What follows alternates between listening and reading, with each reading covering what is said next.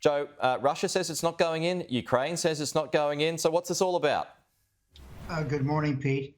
Well, don't believe everything you read in the paper. Look, it's quite clear that President Putin has reserved the right to invade. It's quite clear that President Biden doesn't have a clue about how to stop him. He's already suggested that Putin is going to go in. Now, look, Putin has had a wonderful week.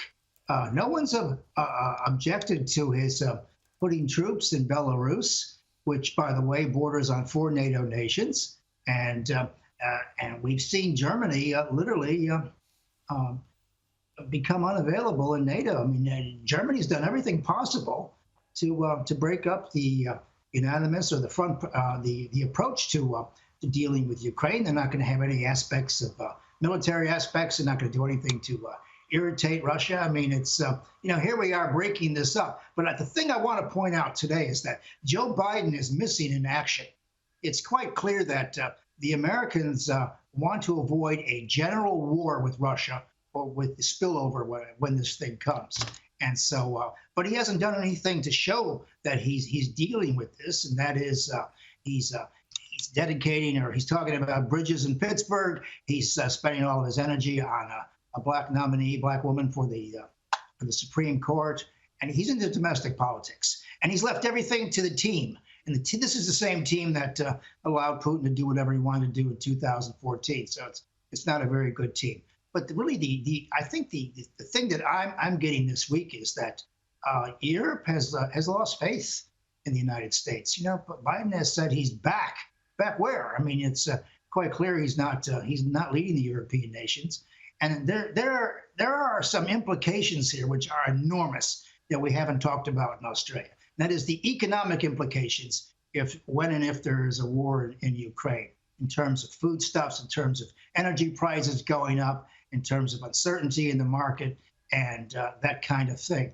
And the thing that Australians haven't heard much about is a couple of years ago, the European Union kindly extended to the Ukrainian passport holder visa-free travel to the European Union.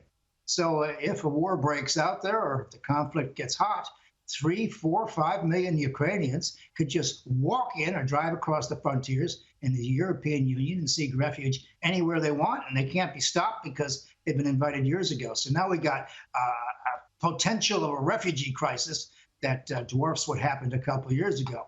And as I say, once again, the president doesn't seem to be available. He doesn't know what to do here, because, he's not really back. He doesn't have a plan.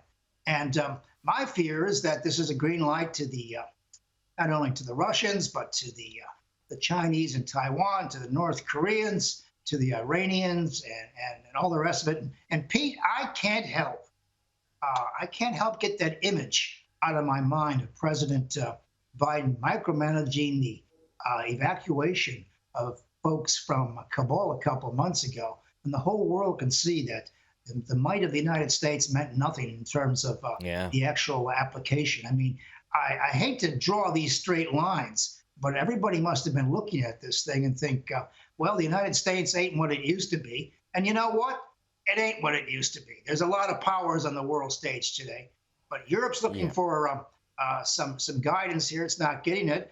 And as an analyst pointed out, the British are showing more of a hand in Europe than the United States. So, I think that is one way for Britain to get around the Brexit fallout for the last couple of years. They're taking a lead. So, the bad news is we're closer to war. The good news is no one's called time yet. Yeah, well, no one watched those dying days of the Afghanistan war more closely than Vladimir Putin, and this may well now be his test for the West. Joe, thank you. We'll talk to you next week.